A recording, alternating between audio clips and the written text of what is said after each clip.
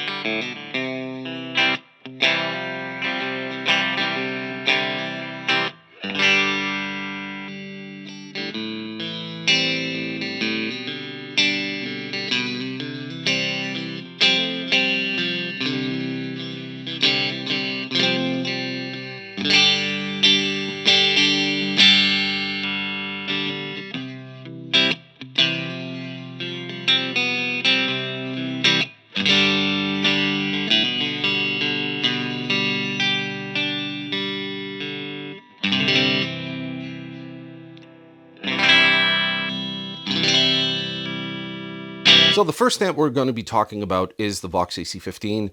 This particular amp is kind of bridging home use amplifier and gigging amplifier.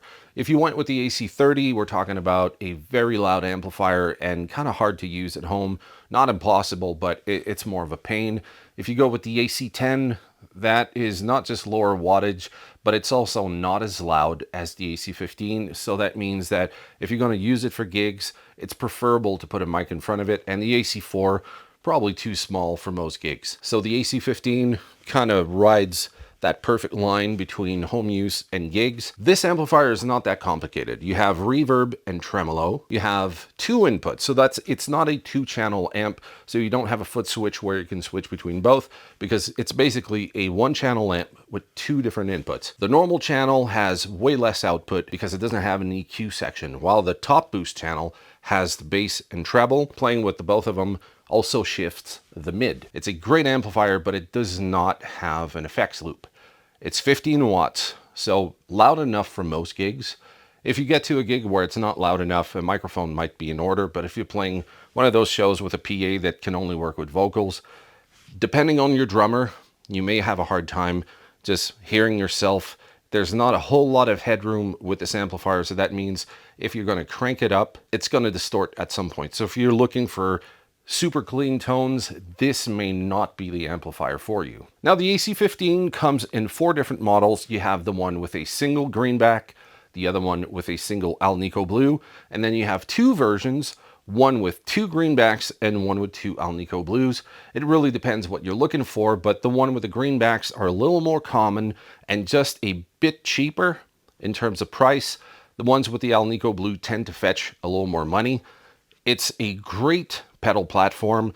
If you have any doubts about that, I have an exhaustive series of a bunch of pedals that I've reviewed with the AC15. You can click over here to watch that. I think there's like 200, maybe a little more than that, pedal demos with the AC15, and I'm always adding new ones. So you can rest assured that it does take pedals really well. The AC15 is driven by 2 EL84 power tubes and has 12 AX7s in the preamp section.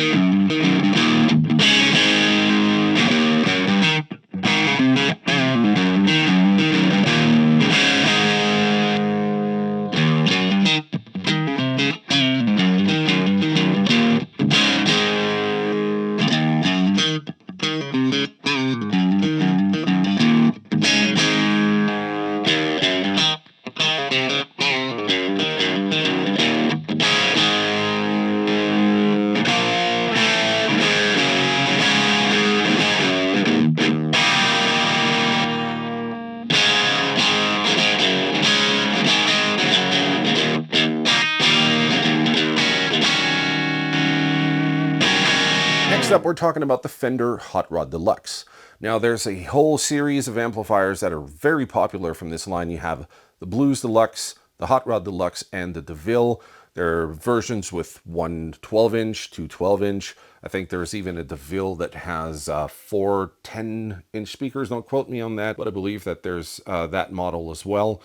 So these are very popular amps, but the Hot Rod DeVille is probably the one that you're most likely to see if you play live and the amplifiers are provided. Most venues have this amplifier. So that means if you're well acquainted with this one and you know how to use it, if you go somewhere and they have that amplifier, you're going to be right at home. I've read somewhere that it's Fender's most sold amplifier ever. There's a good reason for it. It's not a cheap amp. It doesn't sound, less than some of their other models. It just takes a little more tweaking to get there. But some of the features of this amplifier is a spring reverb. It doesn't have tremolo. It has an effects loop, but the effects loop doesn't have any volume control. So you're going to have to control everything from the knobs on whatever pedals you have going to the effects loop. It has 2.5 channels. So a clean channel in a dirty channel, and there's a button on there called the More Drive, which almost counts as 2.5 channels, if you will. It has a single 12-inch in the version I have. The speaker is labeled as Fender, but I read online that it's apparently Eminence Legend. Don't quote me on the exact model, but I believe that's what it is. 40 watts, about the same size as the AC15, about the same weight, but way more features and a bit louder for live, but a little less convenient for home use.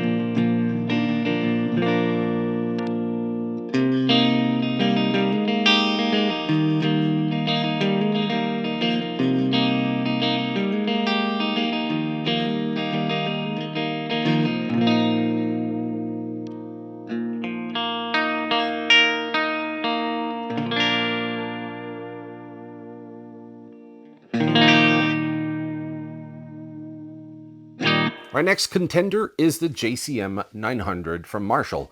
Now, the version that I have is from the 1990s. It is a combo with two 12-inch speakers. Those are the J1275. Not the most loved speaker, but not the worst either. This version is 100 watts, scalable, I believe, down to 50 watts. It is EL34 driven as opposed to the EL84 that you will find in the VOX. Also has 12AX7 preamps. It does have a reverb, so separate reverb for the clean and one for the distorted side. This amplifier has great cleans, but when it comes to the distortion, it's a little more modern sounding, so depending on what you're into, you may or may not like the distortion of the second channel. Personally, I really love cranking the normal channel, or the clean channel, if you will, and cranking that up to get my gain, and then just boosting it with either clean boost a Klon type or maybe a Tube Screamer type pedal. It is plenty loud for live use. There's no doubt about it. It's probably the most versatile out of all three amps because it does have a great clean channel, takes pedals really well, but it has a pretty flexible distortion channel. It just depends if you like the voicing or not of this particular amp. It's big enough that you can play most venues, but it's compact enough that you can put it in the back of your car without taking up too much room. It's not that much bigger compared to the AC15 or the Hot Rod Deluxe, and also has an effects loop just like the one on the Hot Rod Deluxe, except the one on the Marshall has a volume attenuation or boost, so you just take a small screwdriver and adjust it to taste.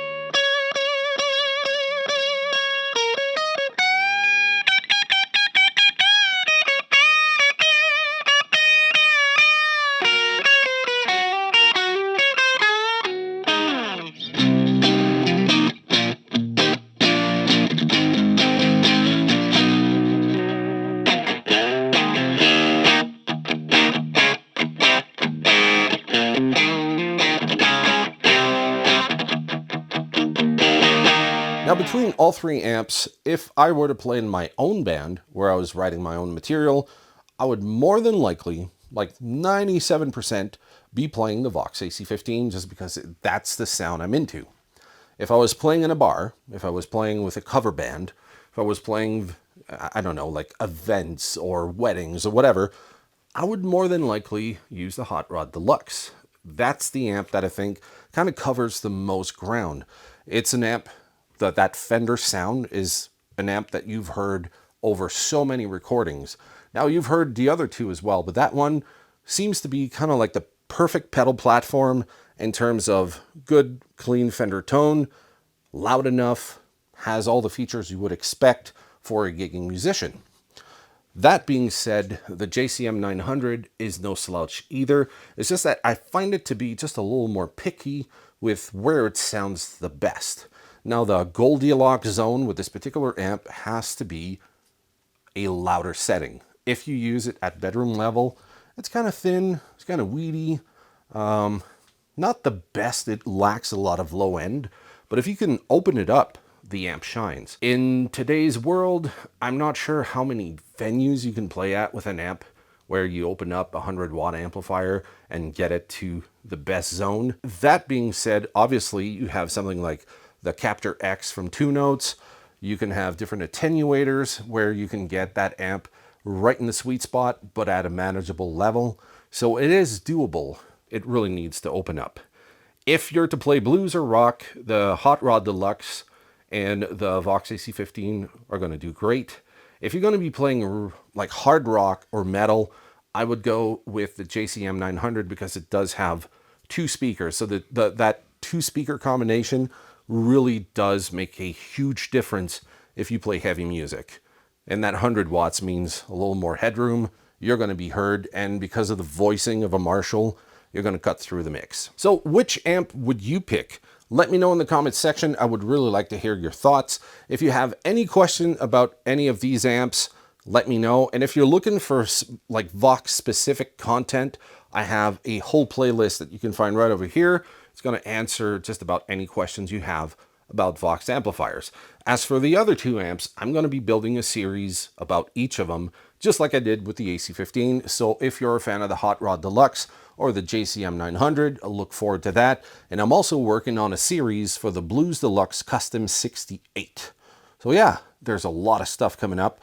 So if you like this kind of content, don't forget to subscribe. And if you like this video, give it a thumbs up. That really helps reach out to more people. In the meantime, click on one of these videos right here, and I'm going to see you in the next one. Cheers.